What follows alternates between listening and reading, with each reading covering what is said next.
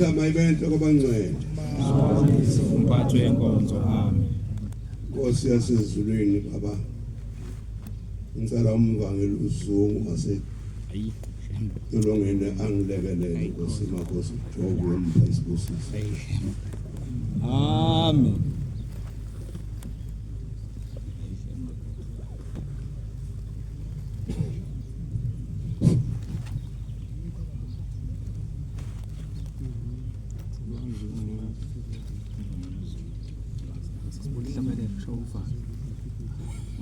Isandulelo sesihlabelelo somthandazo wesabatha. Sihlabelelo senkumbuzo yezizukulwane. Senkumbuzo yokuzila inkumbuzo kaNkulunkulu.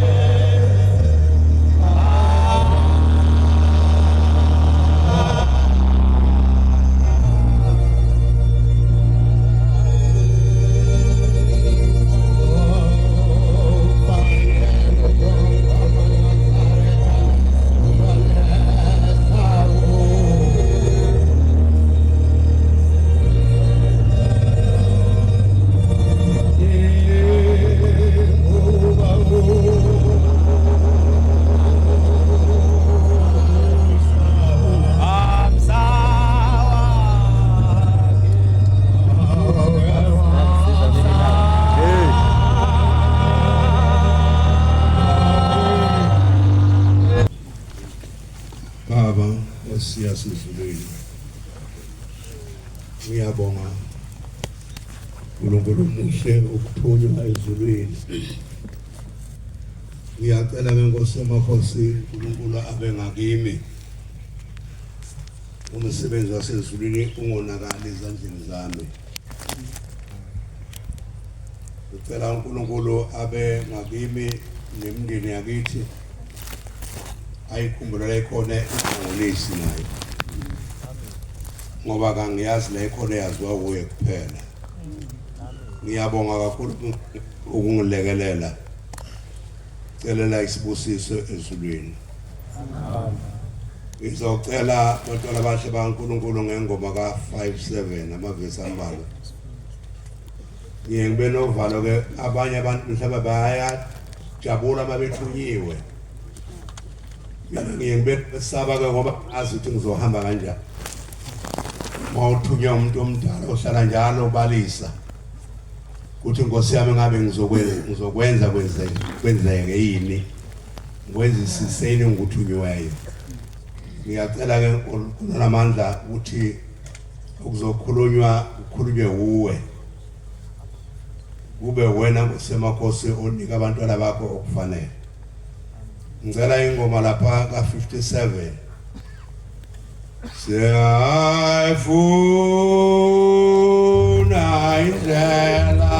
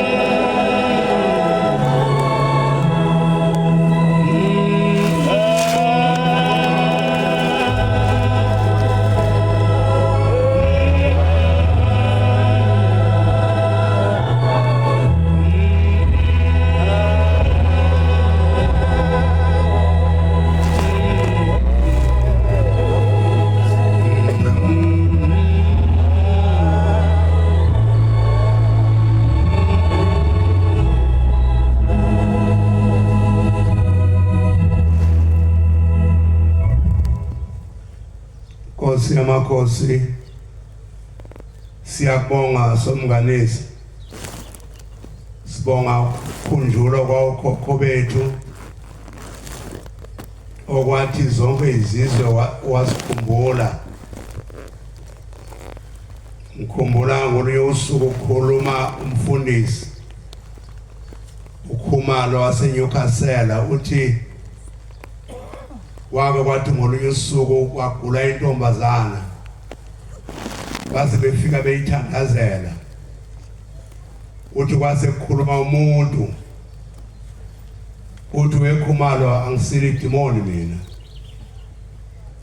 uthi wayeseyibeka phansi ingubo uKhumalo wasiyabuza kanti wena ubani uthi lo muntu ngumkhulu walentombazana konjeni la Khumalo seniyene imizi yethu athi ngeyenu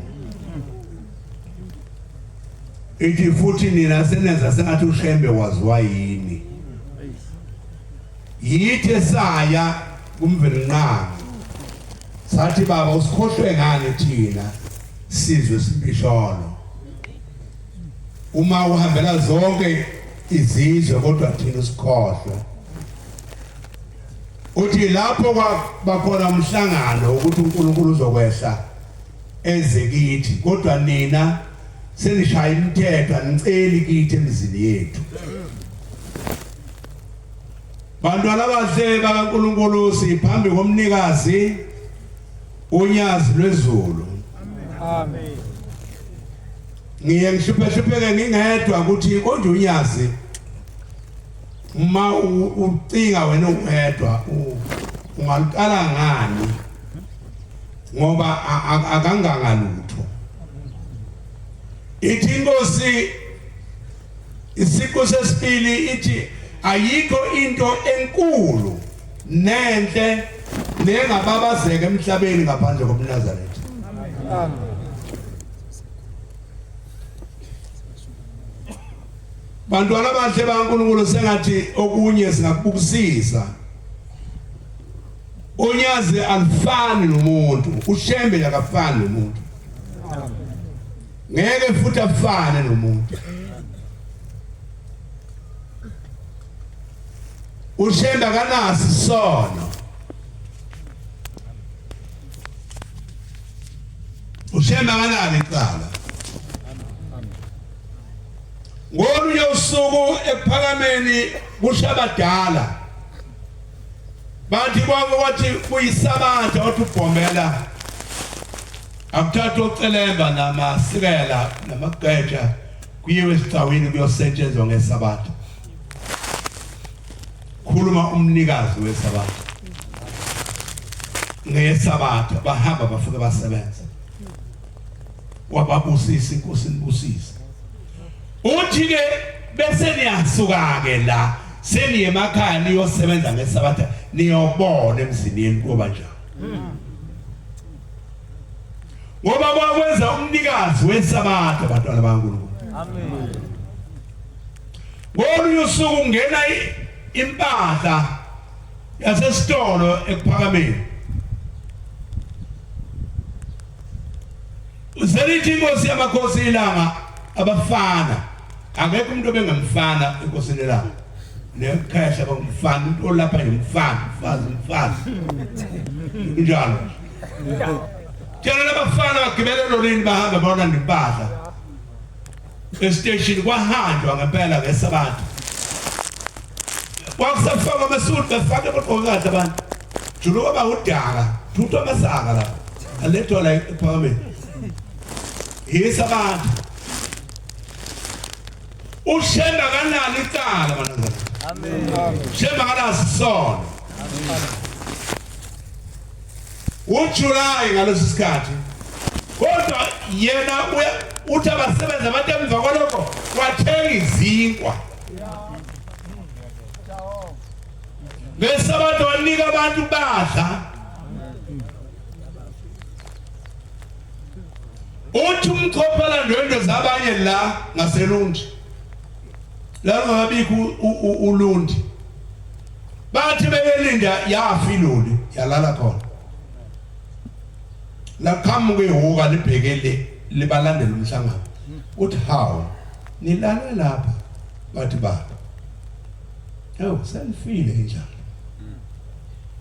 ba vuma kwalapha ekhaya yes yaphuma yodwa yaphume yajokola yale nokhalo yasishaya inciko ikhomba kubo lapha qhamuka khona asilwazi nyazi uqhamuka yaphi nyazi wathi abuye wathi apha amakhosazana wathi basana ngesabatha shemba kanasi sono uma ungabhalwe tune sono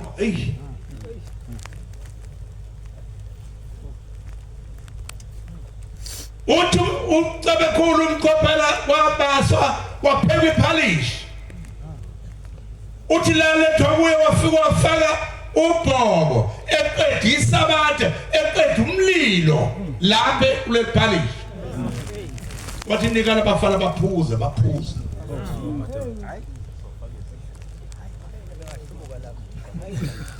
ngiyalithanda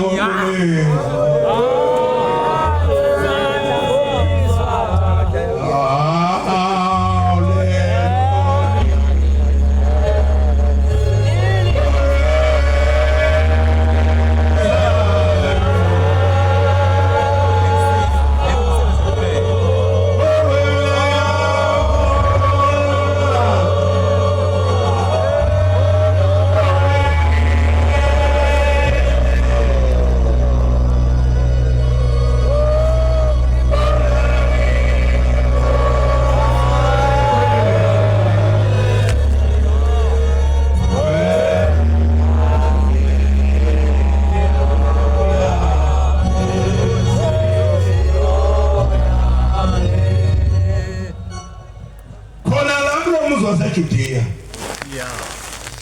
Ngolunye usuku ithi indoda endala lake lababaza kathathu ilanga lihlila. Lathi hawu laphinda kwaze kwakathathu. Wayesethi ngiyabonga ngoba khona kuyosala. Kwaze kuyaphela kwathi ngakusasa wabiza amadoda wabuza ukuthi beningabuzi ngathi bembabazani. Wase kuyathuleka. Uthi bengibona uNkulunkulu efohloza umhlaba. Uthi kodwa ngibonge ngoba khona inhlengezelane encane yamaNazaretha engiyibone phezulu kolwandle lapha. Uthi awukathi kukhona kuyosala. Angazi noma umndeni wakini yosala yini. MaNazaretha mahle. Sisuke esikhumbuzweni senkosi yamakhosi inyanga izulu. Umnikazi waleli ekhaya. Amen. Okunye kufanele siwusho. Umnikazi walomuzi inyanga izulu. Amen.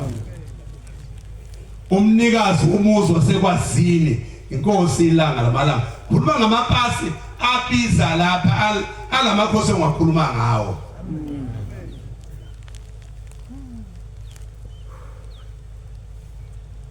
MaNazaretha mathe ngolunye usuku ikhuluma inkosi ikhona la. Ithi kunomhlangano omkhulu obizwe inkosi yasemnyameni. Ithi kodwa ngicela omunye umfazi. Ngathi ngahamba ngilalelela ngoba lo mhlangano kuthiwa uzoba seZimbabwe. Ngoba uthi lo muntu esokhuluma ngaye unendlebe ende. Uzoyizwa yonke into esikhulumayo. Asukeni siyokwenza eZimbabwe.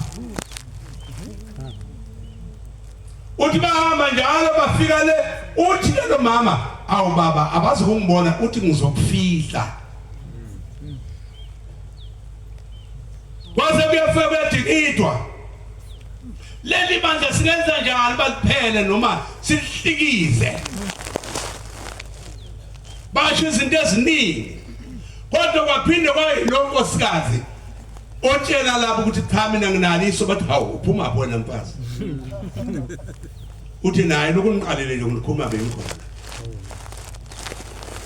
unaliso bathi mlaleli asimlalele unaliso yebo elithini lithi islami asitshela amakholwa angamaNazaretha kuthi akuwona umnikelo imali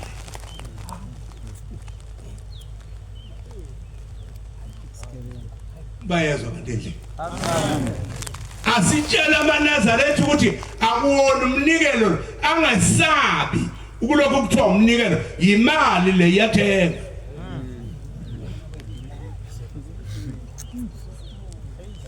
kodwa futhi awusondeli eduze kwale mali uma ungagcotshiwe uma sizongena kanje kulaba bantu bazolwa babanga ukugcotshwa babanga imali bantu labaNkulunkulu kangazi noma siya ithi ingoma siyayifuna indlela yekhaya yedlule engozini awufunda uGenesis woqala verse 26 uthi uNkulunkulu asenza abantu basifuze bafane nathi angani uma siyafana noJesu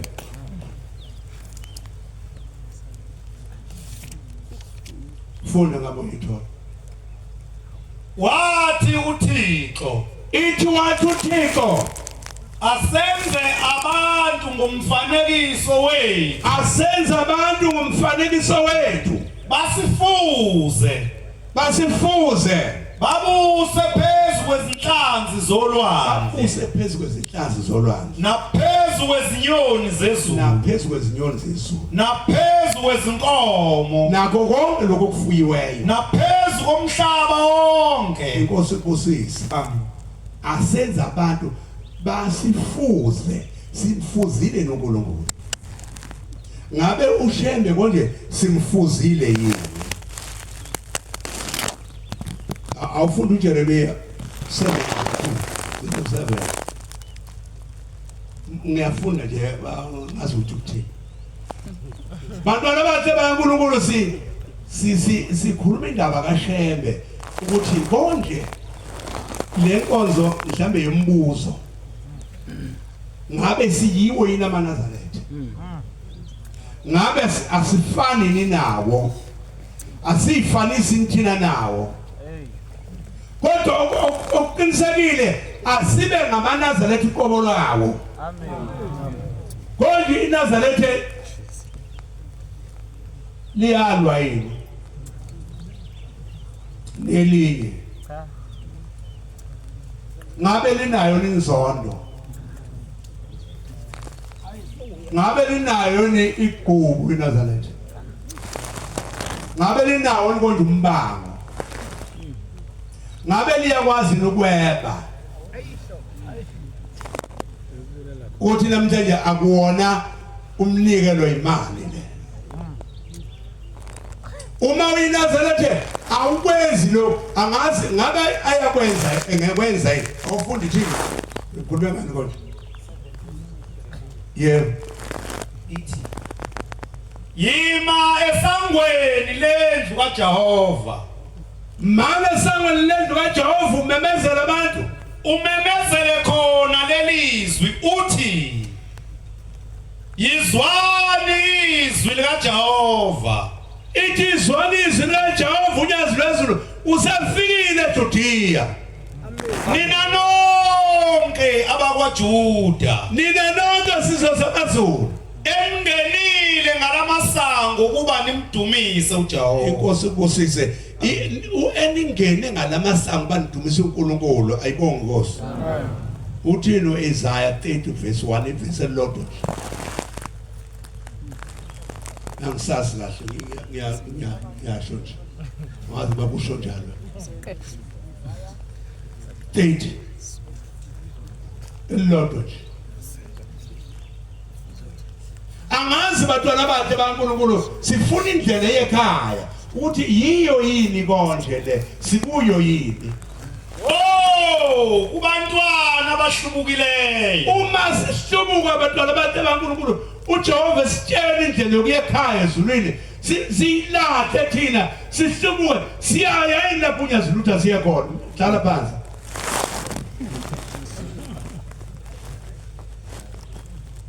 Abangena bejabhile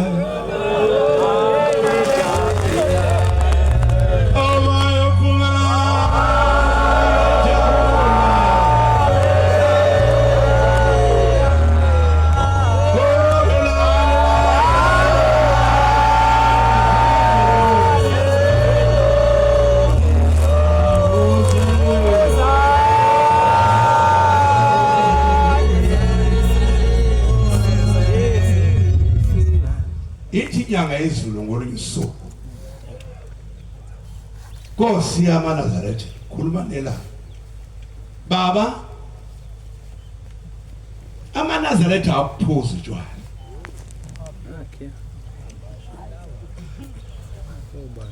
uyini angaphuza utshwala izwi lasezulwini laphenduka njengalasemhlabeni lithi ufuna ukuphuza baba bengibuzela amaNazaretha oh kwase kuyaphela kwathi ngolunye usuku usesebehleli uthi uyazi kwake kwathi ngolunye usuku sicoce indaba manje phendulele yankulumo yotshwala kwake kwathi ngolunye usuku uthi indoda ethile yahamba yayophuza yaphuza kakhulu yajabula yaphuza yadakwa mayisidakiwe yayisihashuka lesibindi engathi ngathola nje iqashana lesibindi uthi hayi yazi yasuka kulomuzi yaya ekhaya kodwa ihashukile uma ifika la ekhaya yathula fica Nkosi yazulele nengane siyacabanga ukuthi konje lo muntu ungasisibindi hayi ushusha ubaba umcelemba wami yasidonsa ucelemba yamsusuluza yabhoboza yakhipha isibindi yabasa yosa yadla hamba yolala ekuseni yayisiyathuka khona lapha inyanga ezulu wo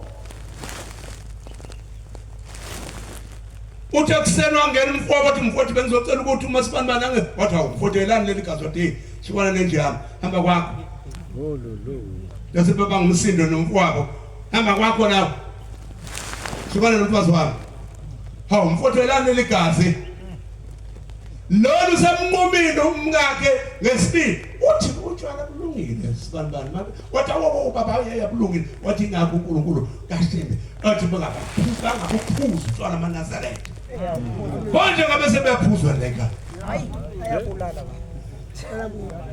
bakhala nje abantu ngeyimbomo oh angisho khona leka angisho khona leka so nje wona ibandla ngeso kuthiwa babekhala ngengoma bethi ayikhona athi uthatha ingoma umuntu athi ayikhona yakuka bakwebevule ibhuku angikhona leka maNazaretha manje ngabe kusayiyo indlela kaShembe leyo nyanga izulu yayibuza lamaNazaretha pho kwagaywa manje futhi hayi ma wenzela abantu abadala bona lokungenisa abantu abadala asiyeke ngenisa abantu abadala manje kodwa kufanele bekhona kanjalo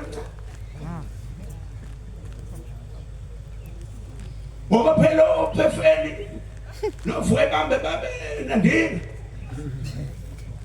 bantwana baNkulunkulu sel ithi ingoma sisandile wazibe zabashiya bephuza manje pho kwenzakala Manazaretha emahle ingcwele ayigcinanga lapho inyanga yezulu yaphinde yabuza inja baba Manazaretha uyifuya nje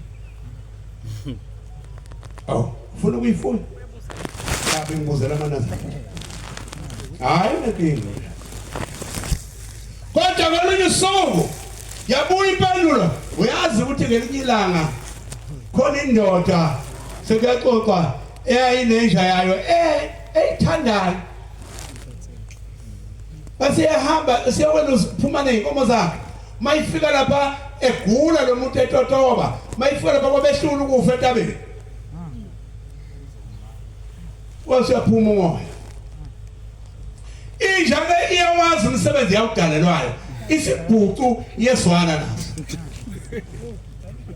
malikhuphuka ilanga kwaqala lo ukhombisa ezinye impawu manje zephunga yathi inja konje umsebenzi wami mina ukuqoqa okunephunga yasiyamngena umnikazi wayo yathi nyangazo awo uthi yahla yabuya ekhaya hawu inja ibambanyana lokho akabonakala kodwa inkomo zenza tholakala seyisemdleni kwabantu kodwa yena akatholakala ngasi kwenze njani konje ini iyabuya isuthi bagcina bayilandela ngakusasa bafike nje useyogobhoza ifile inja uthi ilungile wathi awo yayilungile wathi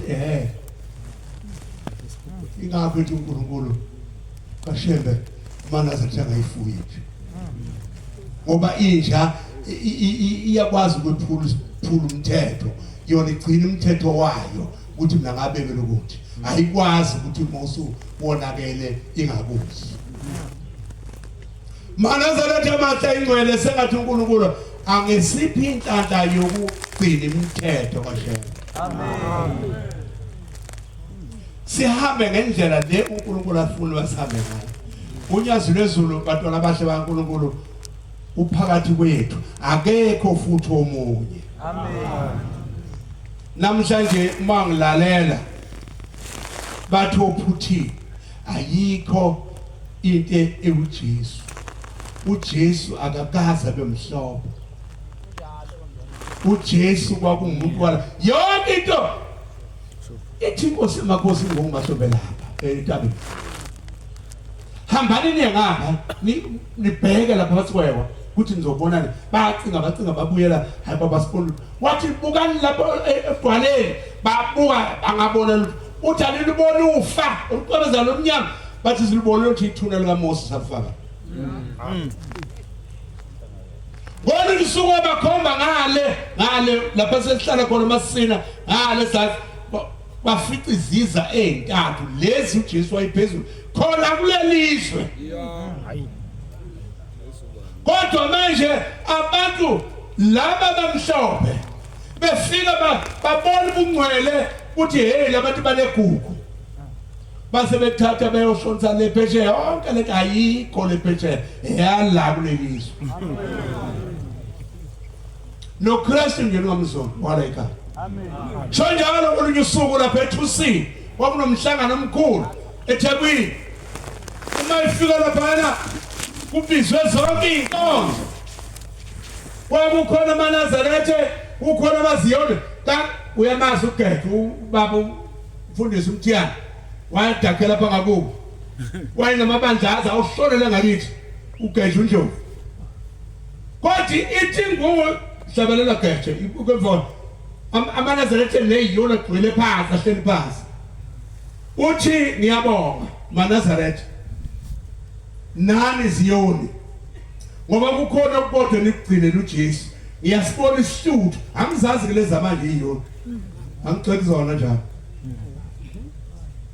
ngoba isenasi isihludu uthi ke ngibona Manazaretha nani ziyoni ngoba kukhona nikugcinela uJesu ngiyasibona isihludu ekhangela uMnazaretha ngasibona isihludu ekhangela umziyoni ngiyambona ngihlonipha noma ngene nje kaNkulunkulu nihambe ngenyanga uthi kakhuluma nalesiboshwa mnegundi amakhaya uma bakhuluma ngoJesu ngoba bakhuluma ngami hawu bathola baNkulunkulu esengathi uNkulunkulu angasiphi inhlanhla bukisisa uma sithushe uNkulunkulu akekho ngasho ukuthi yena okwambona uNkulunkulu wayenjani ke asitshele lo wakhe akambona ukuthi cha mina ngangambona uNkulunkulu unje ebese sitshela kodwa thina ngoba sikhuluma uyazi uma uhamba lapha uthi nje ufuna ushembe bakukhombe ukuthi noma ngabe uphumile ngemoto nathi sikhomba lokutshela khona uNkulunkulu mothi uNkulunkulu sikhomba unyazi amen tabakutshela khona uNkulunkulu uma ufuna yena ukuthi ngizofuna ushembe sikhomba la endlini noma uphumile wahamba kodwa uhlala la mawufuna uJehova zomkhomba unyazi la uJehova amen ayishala khona sikhombe ephike kwenye indawo ungasikhomba phike wena wangakuwe ulo uNkulunkulu wakho mawuthi asikamkhombi phambi kwethu sikhombe la manazaletha amahla ingcwele sengathi uNkulunkulu angasipha ukuguquka amen zingane zethu buyani sengathi uNkulunkulu angasipha inhlanhla yokuba sibe nganhlanye sonke inkonzo ezinhle amen ukuze uNkulunkulu abe ngakithi uthini Matthew 15:30 angazi kuba yiyo le ncwadi awufundi bona 15:30 mangicabanga Matthew zikhonza izinto sifuna indlela eyekhaya noma yedlule ingozini kodwa ithi qiniselani namakhaya ekupheleni kwalezo nsuku niyongena ekhaya amen ba khulu wafika kuye abantu abaningi namhlanje singaka la ufika abantu abaningi phambi kwanyazi benezinyonga kukhona abantu abayizinkubela la mhlawumbe bakhona bawulishela nezimpumputhe bakhona bangaboni la nezithulu abanye abayeswa beze unyazini kodwa bazofuna ukusinda nezilima nabantu abagazanate bakhona la bazofuna ukuphiliswa nabanye abantu abaningi abasengazifehlwa lehlala phansi inkosi amen sifunani bantwana basebankulu ngoba siphelele la sikho uNkulunkulu ngakithi asingayifuni into engafunwa u23:19 amazwi ahlakaniphile awufundi uthethini yona angisazi uma yiyo le 23:19 ithini yona le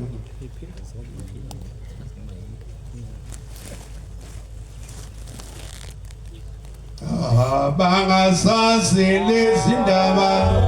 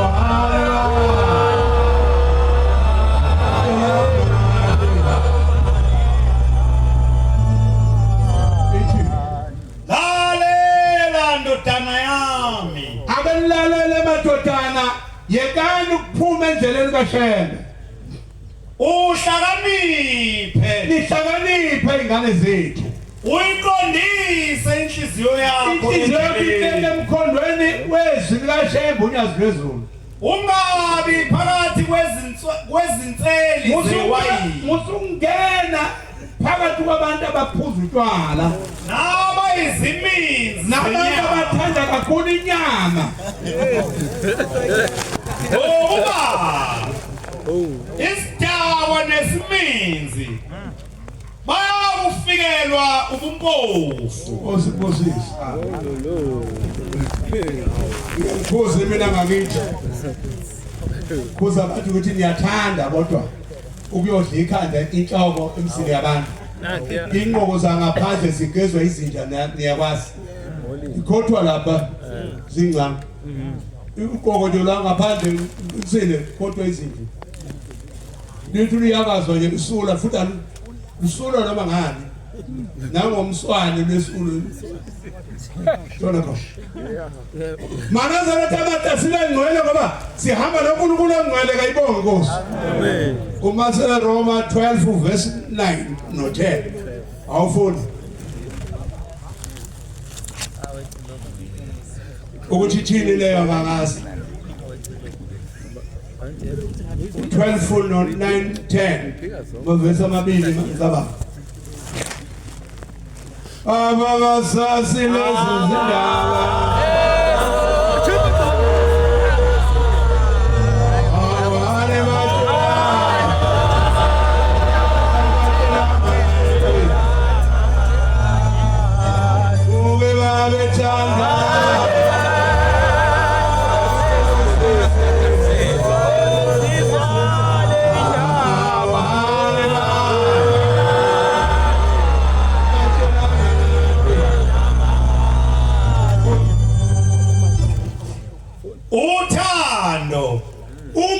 singamaNazaretha ake sibe nothando malungabi nakuzenzisa singabe nokuthi sithandana phambi konyazi maninengwe okubi awu Nkosi yamakhosi Shembo ingcwele ngiyathandaza mhlana malanga silungisela uZulu ba siyacela Nkosi ukubize bonke abagcotha bakwaSulu konakele kwaSulu cela idimoni usemakhosi alungabi ukuthi sithandana phambi konyazi kodwa ke sithandana ngempela maNazaretha amen ninamathele kokulungileyo asinamathele kokulungile ake nithandane ngokuthandana kwabazalwane Nkosi kubusise ake sithandane ngokuthandana kwabazalwane zingane zikaThixo kwenze njani kodwa siyami kwenze njani sifuze bani ngobunyazi likhuluma into eyodwa onke bala awufinde futhi uRoma lapha 16 17 ugcine ku 20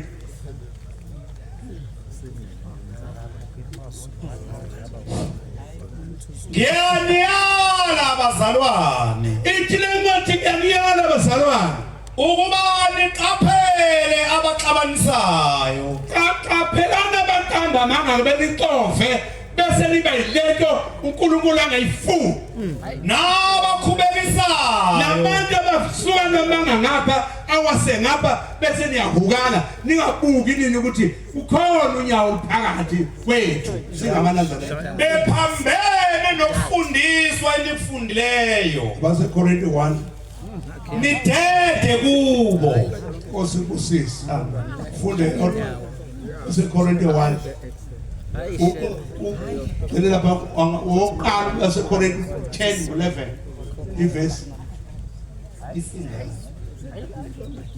Bantwana bahle ushemba kasisize ake sibe yilento uNkulunkulu ayifunayo amen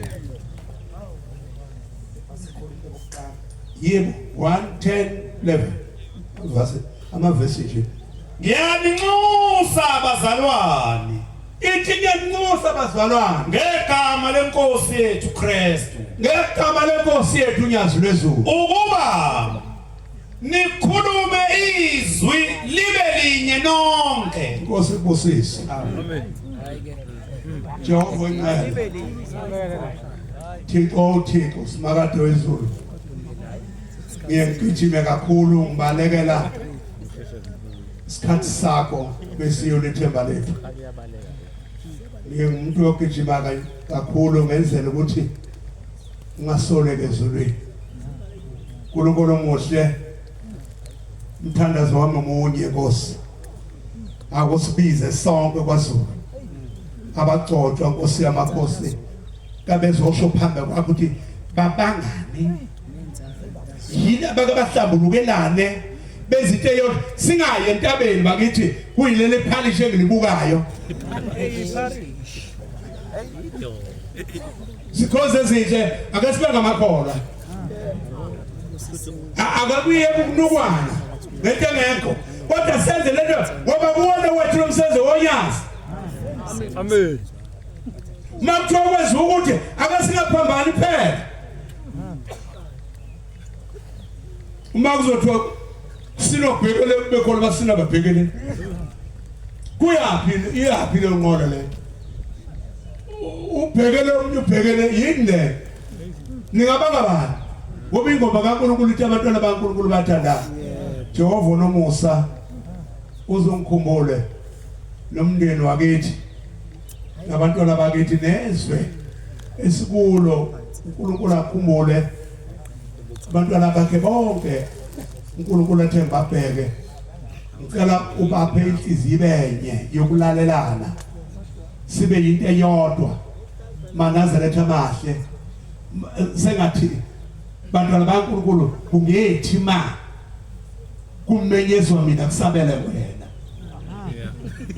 uma kubizwa mina kugijime wena ngoba nazi indaba enkulu ephazamisa izinto uma kumanje wenza lapha jele bese kugijima mina yini le kwenzakala mangibanywa sigama lapho umuntu bese kusakala ngathi ubani igama lakho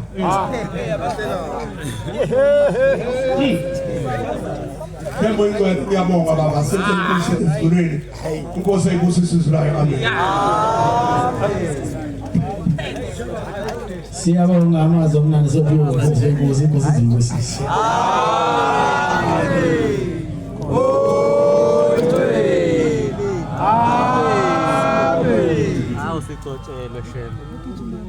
Sizobala inkonzo ithi manje isabelo sikhulu namashumi ayisithupha. 160 socela Vangelo uzungu wasicela ngeni asibale ngalesabelo inkosi izingosisi.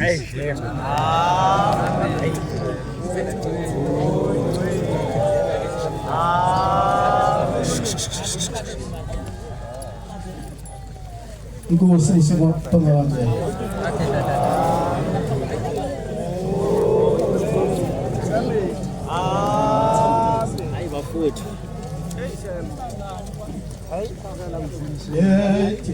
Izwe, Nama kwa